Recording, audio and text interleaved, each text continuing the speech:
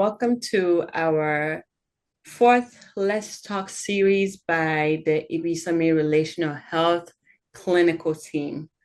Today, we're going to be talking about a very important topic, which many families who have school-age children, college-age children are experiencing, which is back to school transition. Summer is over, sad, sad, sad.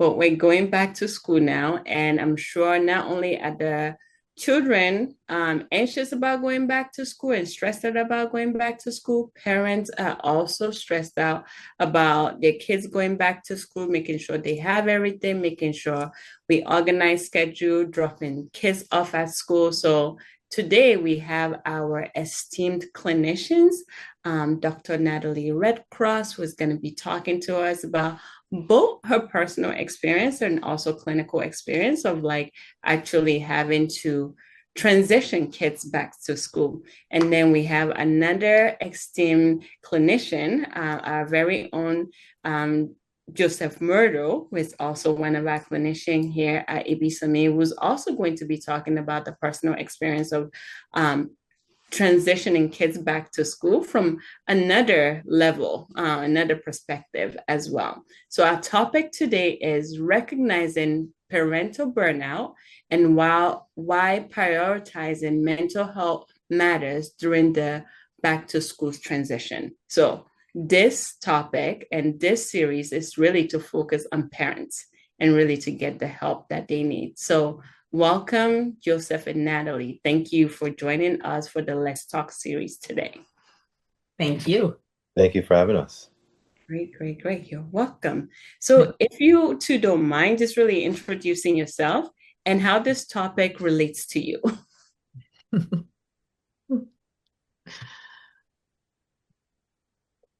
Yeah, so name is Joseph Myrtle. I am associate at Ibisame Relational. And I guess the way this relates to me, I have children from 7th to 7th grade, and my youngest one is 6, starting first grade. Sorry, I almost forgot what grade she was in. And it relates to me, because just having that summer brain, relax, not allowing them, they can relax and no bedtime. I go about my day, they go about their day, and now it's like focusing on their education, their academics, and getting them to bed on time. And what does that look like? And are they in position? Are they in that transition of mind where they can switch from, all right, it's from relaxing to now beginning to learn? So we are in that stage, and really, really struggling a little bit, but it's enjoyable, I can say.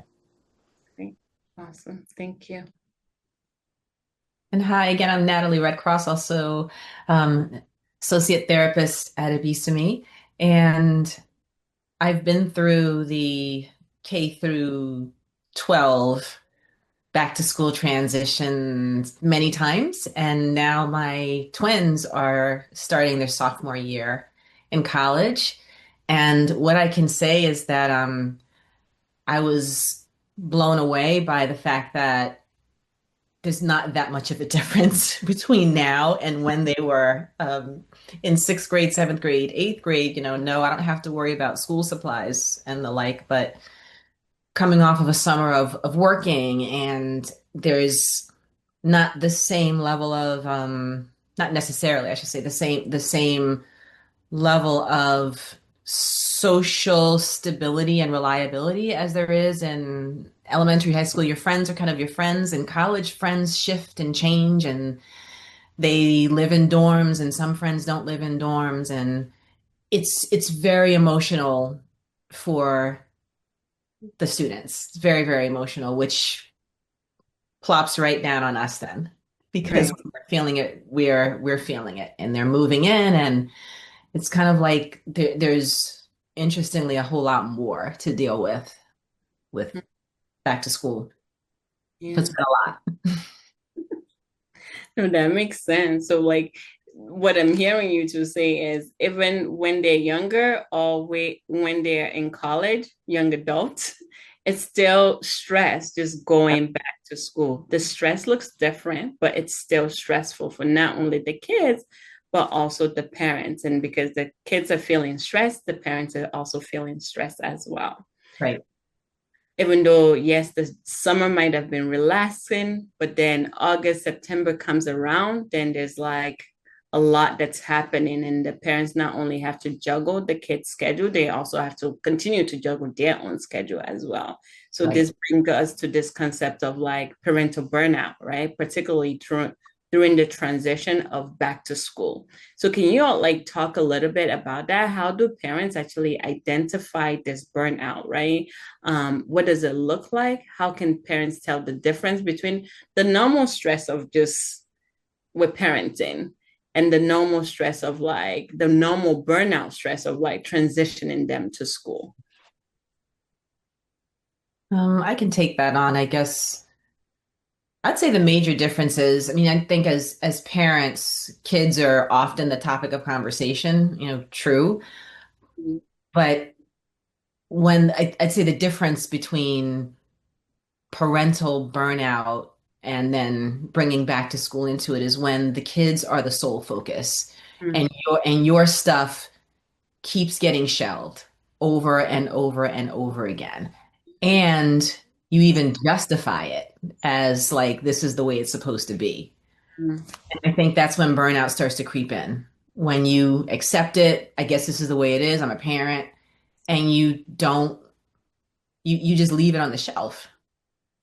So then I think that burnout starts to creep in, and it feels different. Mm-hmm, mm-hmm, mm-hmm. It does feel different because it's just kind of like, I guess all I am is a mother, nothing else. That's kind of that's my existence, their needs. Right, right. And it's like yourself is like on the shelf. Yourself is on the shelf. The role of being a parent, being a mom, being a dad is what's like out front. It's up front. And, as I said, when you kind of say, oh, well, I guess that's how it's supposed to be, I think that's when the burnout starts to slip in. Mm-hmm, mm-hmm. Right, right. And just piggybacking off of that, what Natalie just shared. Yeah, you kind of put your everything that you're going through kind of on the shelf, and then those needs of the kids are right there. I know I deal with younger ones, so for me, it's more or less like figuring out what they need, when they need it, and going through this supply lists and making sure you get every single thing. And no, dad, you got the wrong calculator. Mom, you got the wrong calculator. Then it's going back out and doing it again, and it's like having time for yourself, but no, I got to figure this out for the kids and make sure they're okay. And at times, me personally, at times it could be that burnout can kind of creep in and show up in the sense where like this sense of fatigue, not knowing where it comes from, not realizing you've done so much throughout the day that's going up and down, making sure that they're prepared, right? Yeah, And I guess that's how it creeps up for me. yeah. Mhm. I appreciate you too, like identifying how it's different from normal stress, and it's like this burnout stress when there's the pressure of going back to school. It's like you start to realize, oh, this is just normal because you're like just running around to make sure the kids get what they need. And then there's this like fatigue that you have, but you're like, oh, this fatigue, yeah, we'll get through it. It's normal. Like your stuff is just you yourself, what you need to do for yourself is like put on the shelf, and like you're focusing on really getting the kids out. And that's a lot of the pressure of getting back to school, because it's not only financially, let's go get the logistics in terms of like they need this, they need, I mean, logistic, they need this, they need that. It's also the financial aspect of it. You're spending so much money to like make sure they get everything and get it accurately. So there's the physical running around, there's the financial pressure. And then I wonder if there's a emotional like toll also on parents around this. So how does like ignoring one own's mental health as a parent then affect how one show up in this season as a parent? Yeah, I think I'd put the emotional. I wonder what Joseph will say. If it's I'm trying to remember the age difference, if it were different then. Now, 100%. I mean, there's a lot of physical toll and financial, certainly for college, like the obvious, it's Yeah. all very expensive. It's very physical, moving in, moving out. But I still put the emotional toll first. Mm-hmm. absolutely on them and on the parents, because what I've had to be careful of is not taking on the feeling of I'm responsible for their happiness. Mm. Mm. That makes sense. I'm responsible for their, well-being and taking care of certain things, but I mean their happiness Mm. because they're emotionally charged all the time, moving and friends and, relationships and professors and what if I don't, have enough, what if my friends and don't do this or what if I don't live near them? And you tend to one can take that on. Like they're Mhm, not happy, I'm not happy right now. mhm, What can I mhm. do to make them happy? Talk to them all the time, or, talk them through everything, which it's not necessarily always good for them or you because they're they're not having that opportunity to sit in their own stuff Mm. and figure it out in the best way they feel is Right, best as opposed to what I think is best. right, right, right. Yeah, So, yeah. That's like another level, like because you're speaking about the emotional aspect of that, of raising um teenagers and like young adults, especially when it's college, because it's like not only is the studying important, the relationships that they're forming and how they're doing relationship, whether it's with their friends or even with their professors or the classmates, also get put into all of this, right? And then the parents are like, oh, I hope they're doing well. I hope they're happy because we know if their relationship at school, because most of the time they're spending all that time with friends at school, if mhm, that's not working well, their emotional health also affects their study as well. So that's absolutely that worry as a parent. Then I want to make sure they're actually happy as well, and right. trying to like make sure that you get them there. But like you said, that can burn you out as well as the parent. Absolutely. Mm-hmm. Yeah, and I guess for me dealing with, two young girls, I guess I find myself in the sense taking on that burden of making sure they're happy, right? Because, you know, they're still young, still experiencing life, still experiencing school. One's in seventh grade, one's going in first. So it's like trying to establish um, character. What does it mean to you? And having those conversations of, hey, you're a young girl. What does that mean? How do you carry yourself? Not everyone's your friend.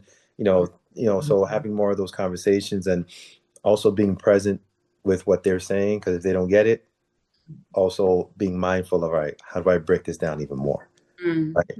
And if Mm-hmm. they don't get that, having that patience, like, all right, Mm-hmm. I got tagging mom, and sometimes it's the both of us in there, and then sometimes it's questions that you never even thought of. So it's like collaborating together at the same time. Like, all right, you got to slow this down, and even if they need you and you're not able to show up, it's Mm-hmm. like you have to show up, Right. right? Because what does a first grader or a seventh grader know about burnout? Hey, dad's burned out right now. Like, what does that mean, dad? And he's like, okay, got to put the dad hat back on. All right, guys. So what's going on today? So Right. No, I really appreciate you two saying this, because one of the things in terms of our work as relational therapists, systemic therapists, right? We're not only thinking about the nuclear family, meaning like the family that your kids, you and your partner, how you're raising them. But when it comes to school, they're going outside of that family environment, right? Now there's added information that's been brought into the family, right, which can be information that is helpful, like what they're learning at school, what they're learning with their friends, their professors in their classes.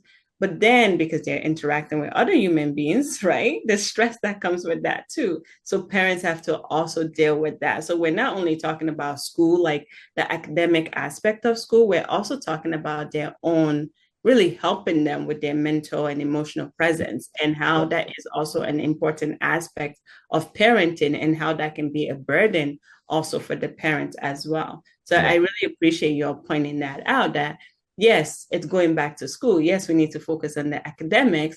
We also need to be real about the emotional impact and the relational impact of stressors that our kids might be going through and that parents have to also deal with as well. right. Right. and you're always like talking about, I think there's this myth around like the super parent myth. I gotta do everything for my kids so that they, as you said, Natalie, so that they can be happy. And you Mhm. are saying that's not it. You can't do the super parent. You can't be a super parent. You have to figure out how to help your kids learn how to deal with their own stressors so that you as a parent will not burn out even more or even burn out at all. So can you talk a little bit about that if you can? Mhm. Yeah, absolutely. It's hard to accept, to even when I say it out loud, it's like, wow, I'm not responsible for making my children, completely happy all the time. It doesn't even sound right because of the way I think many of us have been conditioned. Like, no, you give everything to your kids, whatever you didn't have, that kind of a thing. And so I have found that it's it never works. It sounds right. I want to do everything I can for them. But Mhm. in practice, I have noticed that just non-success on so many fronts in the long run. Like on the short term, it seems nice, everybody's happy, gratitude, but the learning part of it crumbles away. And you can't expect a kid to say, you know what, can you please stop trying to make me happy? I'm responsible for my own happiness. I should really no, they're they're not going to do that. So, going through the listen, thanks for sharing this, but I know what I would do, but I'm me. Mhm. Mhm. I was 19 a really long time ago. This may have worked for my personality. What works for you? Working on not being as available. And obviously it depends on what kind of child you have. Right. Some you'll never hear from, some you'll hear from all the time. Mhm. And so it's managing that. It's trying to trust them, understanding that, hey, if I'm saying you're responsible for figuring things out, obviously with our support, but then trusting the process, me trusting the process, Right. which is really hard. Okay. So it's, it's a learning process. And then, I have twins, so I'm learning everything for the first time. I had no model. Yeah. And you're Wow. learning it twice. I'm learning it twice with a female and a male. So this is still work. I don't have all the answers here. I'm still working on it. And it's a journey for all of us. Yeah. Mhm. Mhm. Yeah, and I think that that work never ends. I think it evolves, right? It looks different, Mhm. right? And I think as a parent, we're so used to being hands-on, right? From when they're, when you're holding them, right? And as they get older, just learning how to like, all right, let go, let go. They can cross the street by themselves now. They can eat food by themselves. They can shower by themselves now. As they head into, the teenage years, the young adults, and just kind of like allowing them to, as hard as it sounds, but allowing them to make those mistakes, right? Yeah. And I know me personally, my daughter's only 7, my oldest only 7. I mean 7, wow. My oldest oldest my 12, and Mhm. seeing things that she's doing, and it's like, all right, I gotta kind of take a step back and just allow her to make those mistakes and kind of like sit with her and talk with her about like what went wrong. Where did you notice this? And kind of like educate her, but not being there every step of the way. Because again, there's that burnout. But I Yeah. think a lot of parents, we justify that burnout, right? Right, Natalie, where it's like, oh no, I'm doing this for my kids. I'm doing this for my kids. I'm doing this for my kids. And it's like, you're showing up for your kids so much. Who's showing up for you? Right. Right. Right. What example are we showing them as to how to take care of oneself? Because it can look kind of like I am here and it's all about you. Even though I am not feeling well, I am tired. I have not gotten to do what I need to do. My work has fallen behind. Right. It really isn't a great model for them. Right. What's Right. what's the message we're sending out? Like it's all about you. Right, right. Right, right. And that's not a good message, right? And Mhm. I No. feel like even with what you have said, I've heard a lot of parents, whether it's in practice during private practice work with client, or Mhm. even like a personal, like parents feel guilty because they're not able Right. to do everything for Right, their right, right. kids, which adds to that burnout because it's an emotional burden that you're Mhm. carrying. And you're not supposed to do everything for your kids, because if you give them everything, like you are saying, then you're not really teaching them, you're not helping them to grow, you're not giving them those life skills.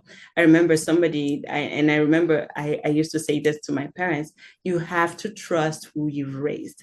Even from a little kid, you've trained your kids and you've kind of raised them to know what to do, how to do things. You have to trust that they have the skill, they have the knowledge, they have the wisdom, right? They have everything that you've poured into them, from as little as babies to as going to into the first grade, the second grade, and even to sophomore in college. So you have to trust that they can actually handle that and continue to, like you are saying, sit with them to process what is going on, but not do the work for them. Right, I right, really right. appreciate that. Mm. Mhm. It's true. Not do the work for them. And one of our jobs, which I think once we can get over this hump, it actually feels so much better. It's stressful in the meantime, but really believing that, okay, if I'm saying you have to make mistakes, make decisions, fail, whatever you want to call it, I have to leave it alone and trust that and see, wow, not doing it my way. That's not what I taught. They're doing it. Yeah, that's right. They're doing it a different way. Right.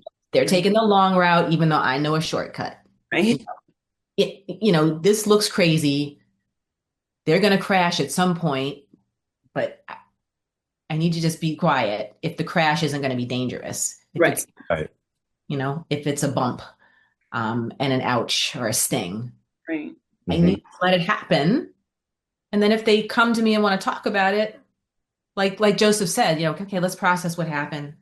Mm. What would you do differently next time? You know? Mm-hmm. Yeah. That's great. I love this.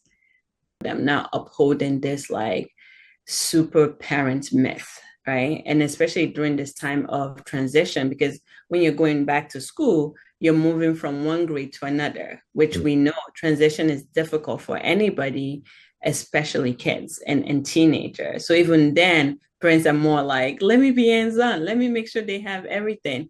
And what you two are saying is like, let's back up a little bit. Let's trust the people, the little people or the older teenagers who we've raised, that they have the skill. And even like you were saying, Natalie, even if they're going to mess it up, let them do it their own way, right? Which can be a very difficult thing for some parents to do. And that can even add to the mental emotional stress for parents, actually letting their kids go. Hmm. um, Letting their kids go physically and emotionally and relationally to do the work and the growth that they need to do as children, as human beings, right? So, why is it critical for parents to prioritize their own mental health, particularly in this season of transition, right? Transitioning as back to school, like you're saying, the kids are moving to the next stage of their education, which is also the next stage of growth for them.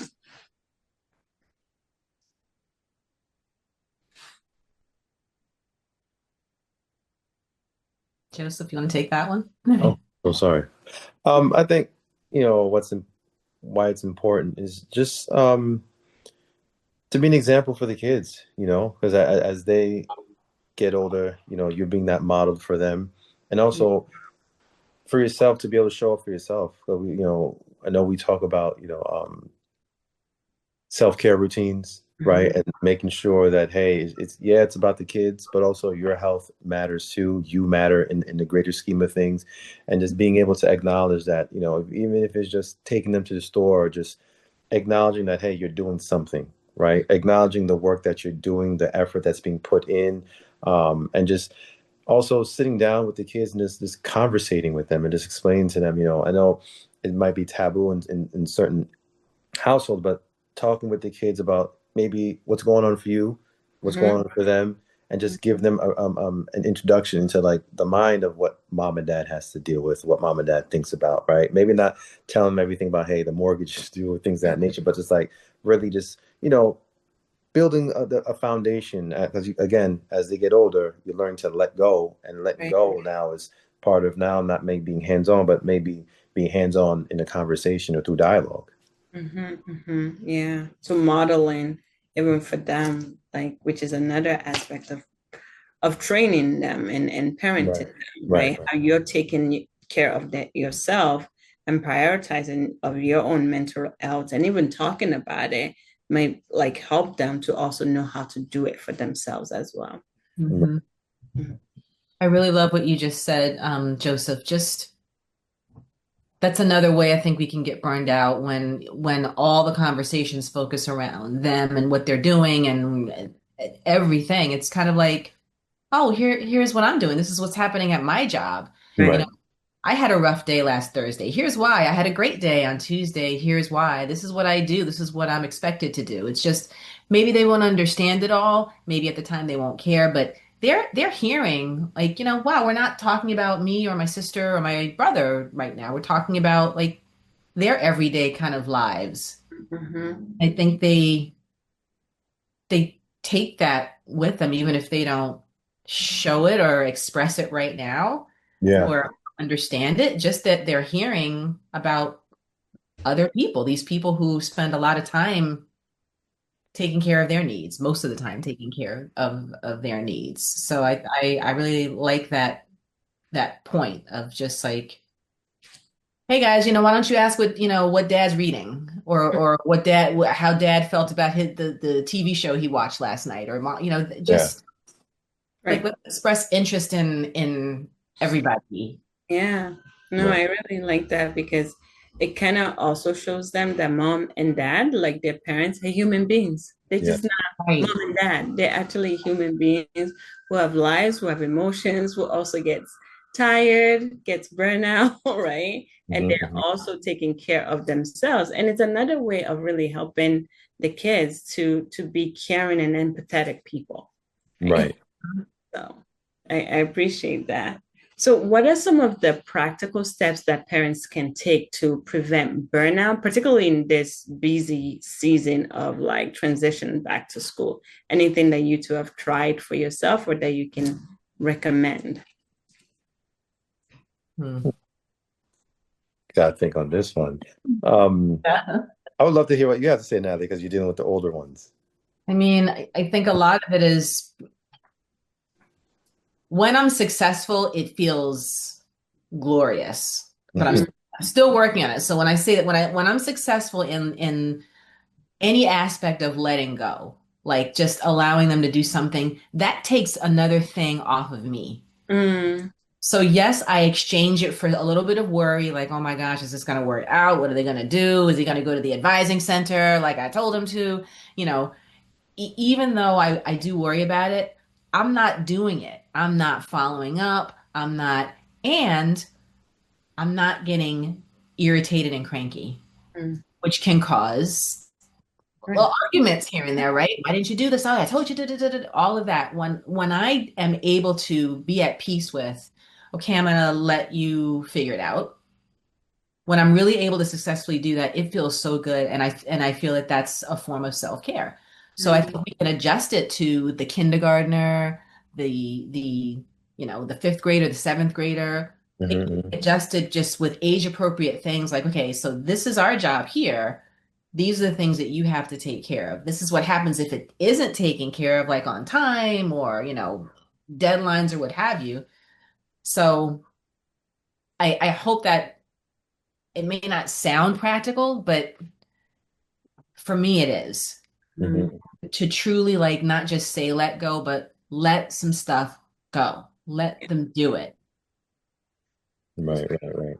And to echo that, I think that letting go for me, it's really trying to conversate with my kids, right? So I was like, "Hey, dad." I was like, "Hey, guys, listen. I just need, give me like 30 minutes. I Yeah. just want to sit down, maybe catch the game or something. Hey, let me just sit Right. outside. Let me just go out for a swim or whatever it may be. And again, like you were saying, allowing the kids to know that, oh wow, dad is actually human, mom is actually human. Well, whoa, my parents are actually human.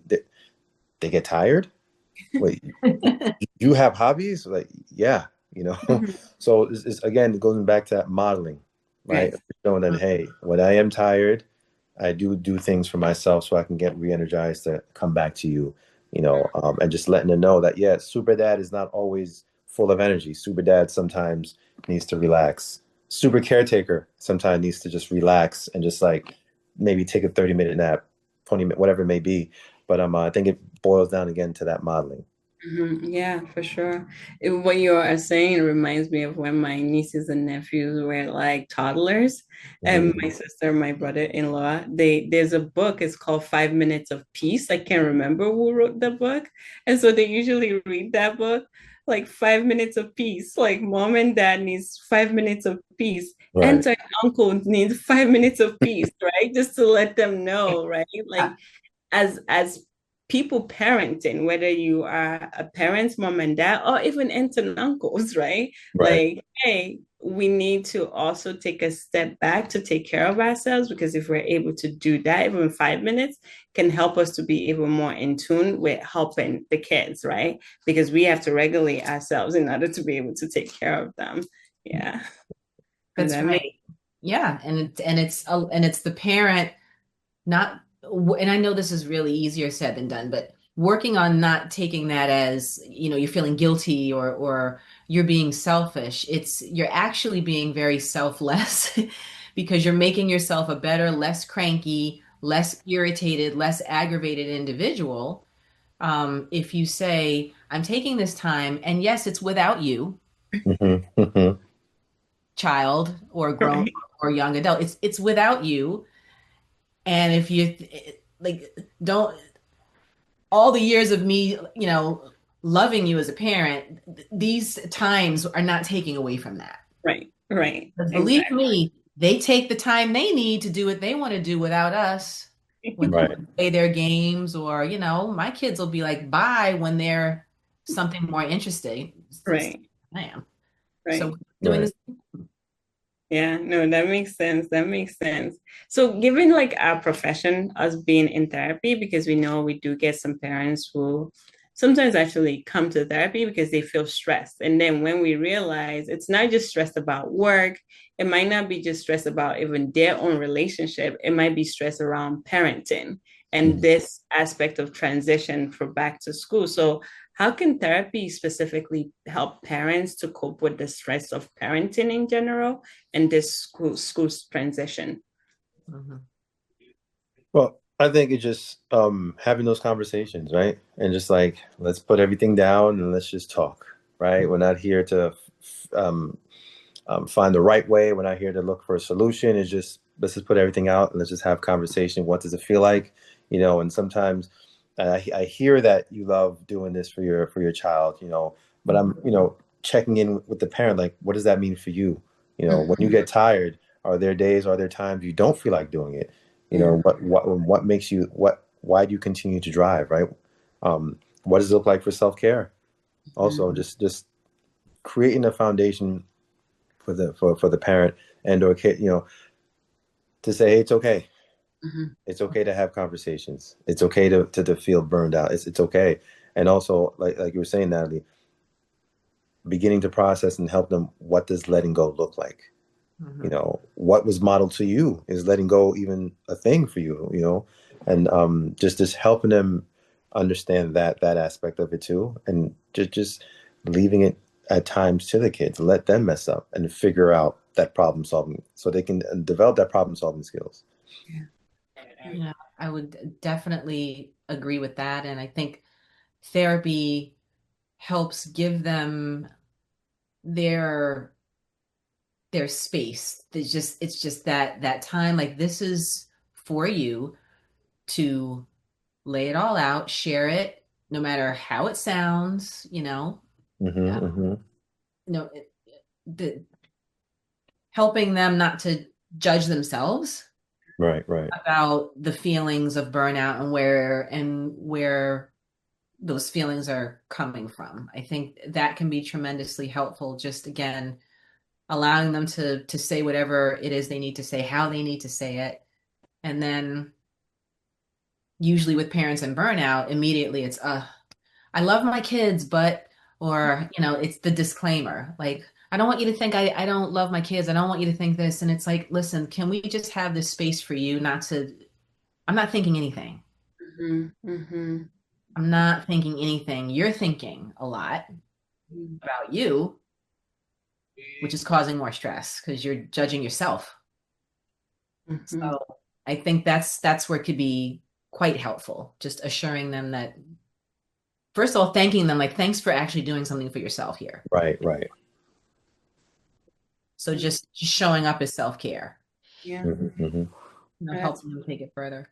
yeah, And that's if I may add too, what I've noticed in my work too, I noticed a lot of with parents too, is like what's been modeled to them, right, is that they can feel this burnout, right, but not identify with it, right? So it's like I can feel this sense of psychological, emotional fatigue, this frustration, but it's been modeled to me not to address it, not to identify with it. Because then if I do, like you were saying, Natalie, I don't care about, and you finish the sentence, right? I have to show up, and I've seen that a lot in my personal life where my leg is hurting, but I have to go to work. I have to do this. I have to do that.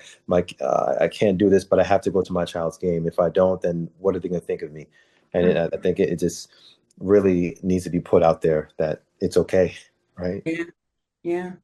Definitely. I think one of the things that you're all talking about is also there's a we know there's a cultural aspect to this too, Hmm. as like Black families, Black people, there's this notion of like generationally, we have to take care of kids, right? We're just expected as parents because we want them to be able to grow and mature into incredible human beings so that when we get older, they can take care of us too, right? Right, So there's this pressure of like, as the parents, I need to like do everything for my kids, while you doing everything for your kids is actually not helpful to you showing up emotionally for the right, kids and also giving them, because I think most kids want parents who are mentally, emotionally, right? Well, and are present than just parents who are just doing everything for them. So it's also being mindful of that generational and cultural messages around what it means to be parent and being a parent, and also the ways in which we've been parents that might have not served us well. Not that it was bad, but maybe they didn't serve us well, and we can absolutely. do it differently as well. Yeah, for sure. Mhm. So, what would you say to that parents who feels guilty? Because that's the other part that you are talking about, feels guilty about seeking therapy or even putting themselves first. Because especially when you have this cultural expectation or generational expectation to be the one as the parents to make sure the kids are well. Yeah.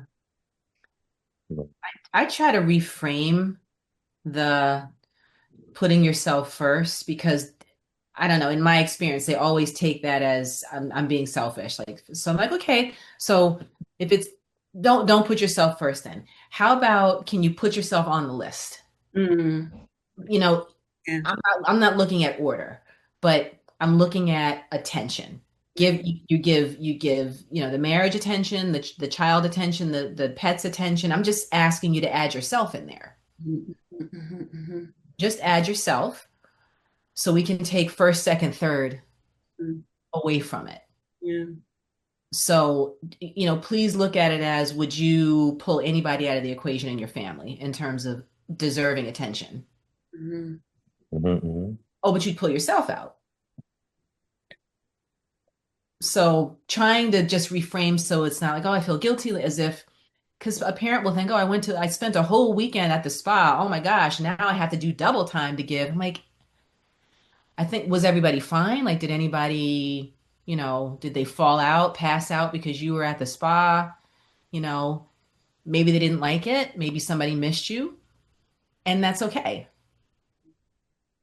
Because it's you saying, I'm on the list too, everybody.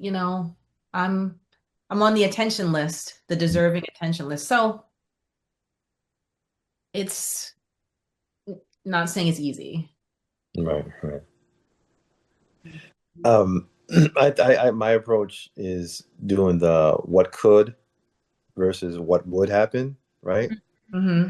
What would happen if you took time for yourself, right? And just kind of, brainstorming ideas of like, hey, what does that look like, right? What would happen if you took a step back, you know, you know, that approach, that hands-off approach is like you said, Natalie, is everything fine? No one died, right? Right there. Right. Kind of like, hey, and it's okay to take, to sit out on the porch and drink a cup of wine. It's okay just to turn on everyone while everyone's sleeping. Maybe you stay up for, whatever it is, just to relax, just to breathe. It's okay that you scheduled sessions in the middle of the day. Everyone will be fine. Everyone is okay, and just kind of reprogramming, if I can use that word, of like what it looks like. And I like what you said, not really putting yourself first, but putting yourself on that list. What does it look like just to care for yourself?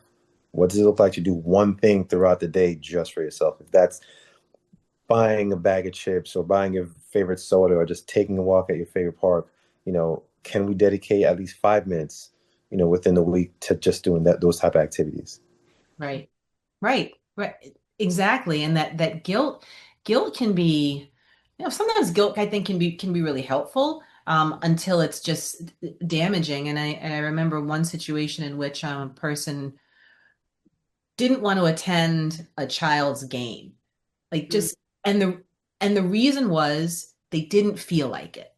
And it took a long time for this person to even admit that. Like, I just don't feel like it, but was going to just push and go through.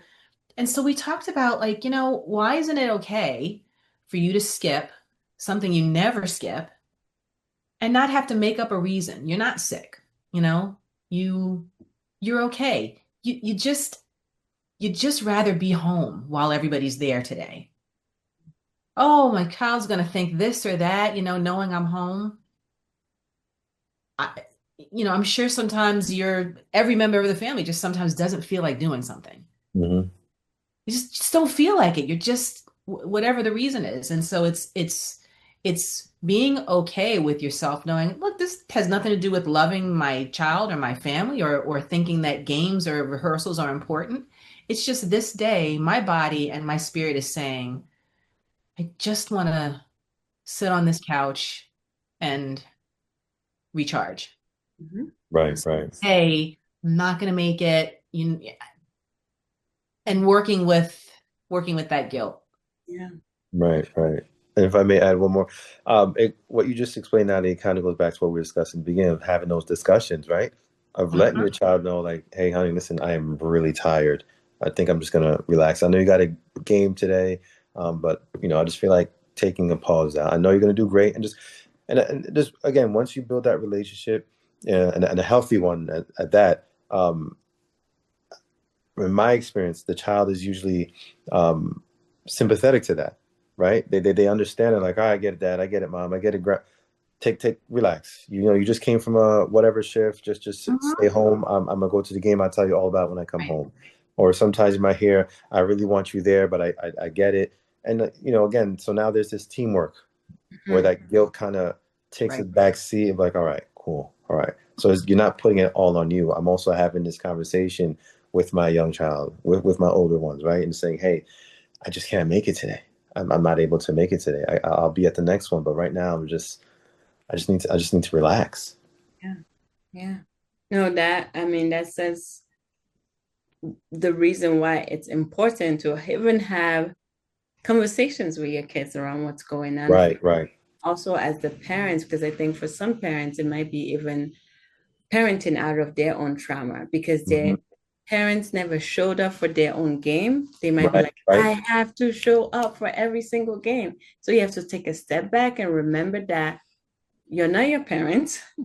And you're not your child. This is a Right. different situation. And as you said, Joseph, if you build that trust in that relationship with your kids, you can have a conversation with them to say, hey, dad or mom or grandpa or uncle or aunts can actually make it today, but we've made a plan for you to be able to get there. And next time I'll be there. Right. And it's just having that conversation that, yeah, you can have the conversation with them that you can't be there every single time. And that's not going to break them. If anything, they're going to realize that it's okay. Yes, I'm disappointed. Yes, I want you to be there, and it's going to be okay. Right. Right. And also like that expectation of I have to do this, I have to do this. Well, if we take a step back, asking that question, like, do you have to do this because of you? Or you're doing this because of them? And where did that message come from that you have to attend every single game, right? Right. Are you trying to show up for just so you can feel good and say, oh man, I'm a great dad, I show it all? Or is it really just, are you really doing it for your child?